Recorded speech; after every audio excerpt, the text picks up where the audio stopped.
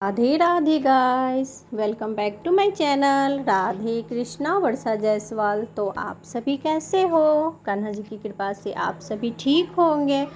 तो गाइस, आज मैं आप सभी को बताऊंगी कि कब है आद्रा नक्षत्र और आद्रा नक्षत्र में हमें क्या क्या करना चाहिए, कब से कब तक रहेगा, कितने दिनों का ये नक्षत्र चढ़ रहा है और इसके जब बारिश होती है तो क्या क्या फ़ायदे होते हैं इस बारिश के, आद्रा नक्षत्र के बारिश के।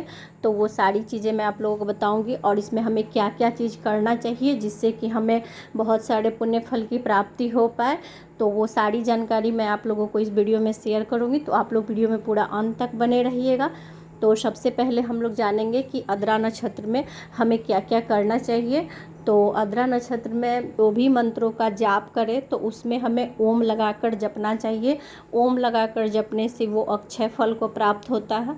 तो इसलिए आद्रा नक्षत्र जितना दिन भी रहे उतना दिन अगर आप कोई भी तरह का जाप करते हैं तो उस जाप में ओम ज़रूर से लगाएं। और गाइस, आद्रा नक्षत्र में हम भगवान को खीर और दाल भरा हुआ पूड़ी और आम का भोग लगाते हैं। तो बहुत लोग 2 बार आद्रा मनाते हैं, चढ़ते और उतरते। जिस दिन आद्रा चढ़ता है उस दिन मनाते हैं और जिस दिन आद्रा उतरता है उस दिन भी मनाते हैं।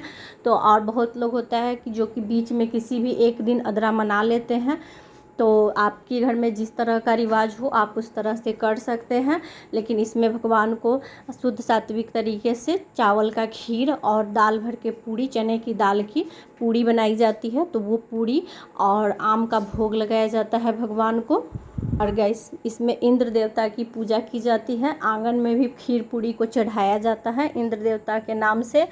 और जो भी लोग आद्रा के बारिश में स्नान करते हैं तो ऐसा माना जाता है कि स्किन प्रॉब्लम जितनी भी होती है वो सारी ख़त्म हो जाते हैं आद्रा का बारिश में स्नान करने से। और इसमें फसल भी काफ़ी अच्छी होती है।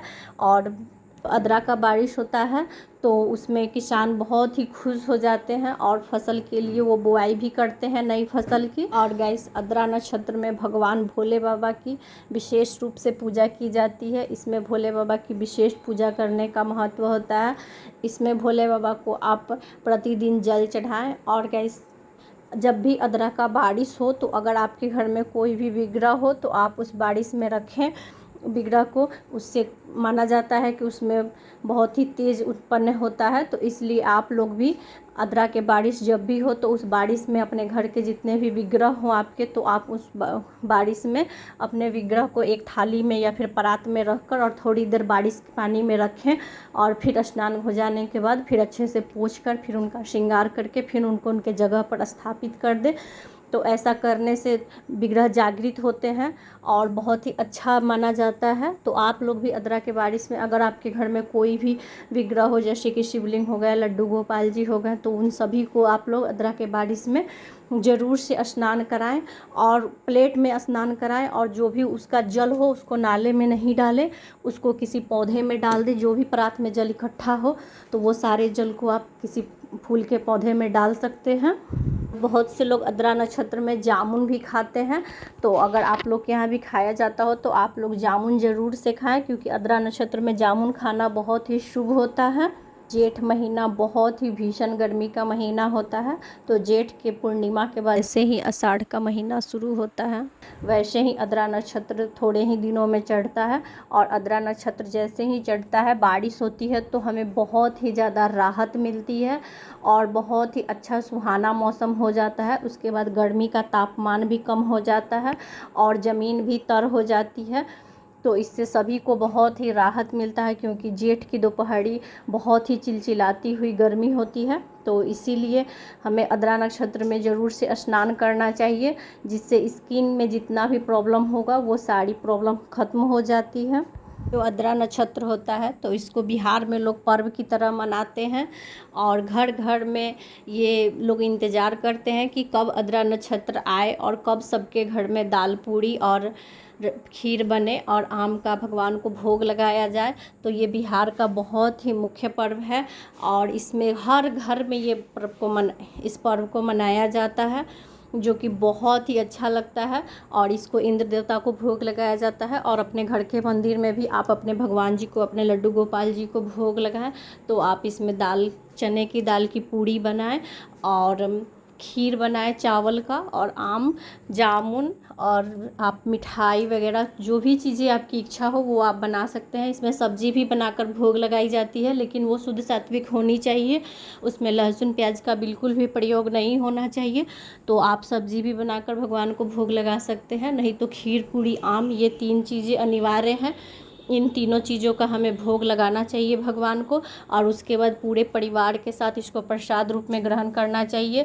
बहुत ही अच्छा लगता है। और गाइस, जब तक आद्रा नक्षत्र रहता है आप जितनी बार चाहें उतनी बार ये पर्व को मना सकते हैं। ऐसा ज़रूरी नहीं है कि आप एक बार ही मनाएं या फिर 2 बार ही मनाएं, आपकी इच्छा है। आप जितनी बार भी चाहें उतना बार भी दाल पूड़ी और खीर, आम भगवान को भोग लगाएं और अपने खुद भी प्रसाद को खाएं। तो इस प्रकार से आप लोग कर सकते हैं। ये बिहार का मुख्य पर्व ही इसको आप मान सकते हैं, क्योंकि इस पर्व को हर घर में मनाया जाता है। आप भी आद्रा का पर्व अच्छे से मनाएं। इसमें सूर्य देव की पूजा भी हमें ज़रूर से करना चाहिए, क्योंकि सूर्य देव जब राशि परिवर्तन करते हैं तो सूर्य की चाल में भी परिवर्तन होता है और सूर्य देव का ताप इसमें कम हो जाता है। जेठ की चिलचिलाती जैसी गर्मी होती है तो वो आषाढ़ महीने में कम हो जाती है, बहुत कम हो जाती है, और बहुत ही राहत मिलता है आद्रा के बारिश से। तो आद्रा के बारिश में आप लोग भी थोड़ा सा भी ज़रूर से स्नान करें और अपने घर के विग्रह को भी स्नान कराएं। तो गाइस, ये कुछ जानकारी थी जो मैं आप लोगों के साथ शेयर की हूँ कि आद्रा में हमें क्या क्या करना चाहिए। तो आइए अब हम लोग जानते हैं कि आद्रा नक्षत्र कब से शुरू हो रहा है और कब ये ख़त्म हो जाएगा।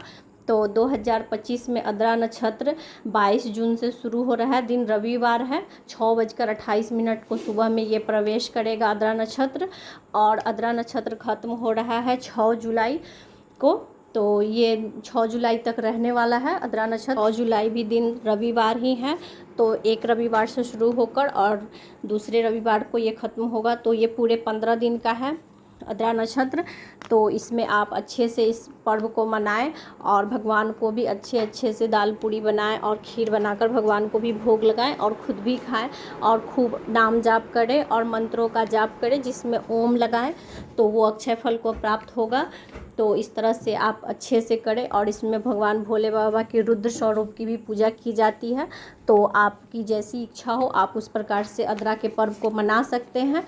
तो खुशियाँ बांटने से बढ़ती है, और हमें हमेशा खुश रहना चाहिए, और ये खुशियों का त्यौहार है तो इसे हमें ज़रूर से मनाना चाहिए। गाइस, आपने जाना कि आद्रा नक्षत्र में हमें क्या क्या करना चाहिए, आद्रा नक्षत्र कब चढ़ रहा है, कब उतर रहा है, और इसमें हमें क्या क्या चीज़ें करनी चाहिए। तो आज के वीडियो में इतना ही, फिर मिलूँगी मैं नए वीडियो के साथ। तो गाइस, अगर वीडियो थोड़ी सी भी अच्छी लगी हो तो like, share and subscribe. Radhe Radhe, Radhe Radhe, Radhe Radhe. Her her Mahadev, her her Mahadev.